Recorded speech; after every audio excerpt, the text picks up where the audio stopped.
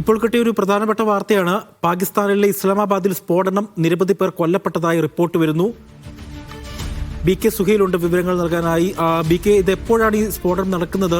നിരവധി പേർ കൊല്ലപ്പെട്ടതായി ഉള്ള വിവരങ്ങളൊക്കെ വരുന്നുണ്ടല്ലോ.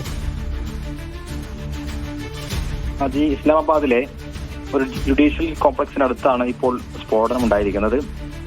ഇതിൽ ഒരാൾ കൊല്ലപ്പെട്ടതായുള്ള വിവരമാണ് ഇപ്പോൾ പുറത്തു വരുന്നത്. കൂടുതൽ ആളുകൾക്ക് കാഷ്വാലിറ്റീസ് ഉണ്ടായിട്ടുണ്ട്. പക്ഷെ അത് എന്താണ് എന്നുള്ള വിഷയത്തിൽ കുറച്ചുകൂടി വ്യക്തത വരേണ്ടതുണ്ട്. പല മാധ്യമങ്ങളും പലതരത്തിലുള്ള കാഷ്വാലിറ്റീസ് ആണ് റിപ്പോർട്ട് ചെയ്യുന്നത്. പക്ഷേ കൂടുതൽ ആളുകൾ കൊല്ലപ്പെടാനുള്ള ഒരു സാധ്യത ഇപ്പോൾ ഇല്ല എന്നുള്ളതാണ് അവിടെ നിന്നുള്ള ചില പ്രാദേശിക മാധ്യമങ്ങൾ റിപ്പോർട്ട് ചെയ്യുന്നത്.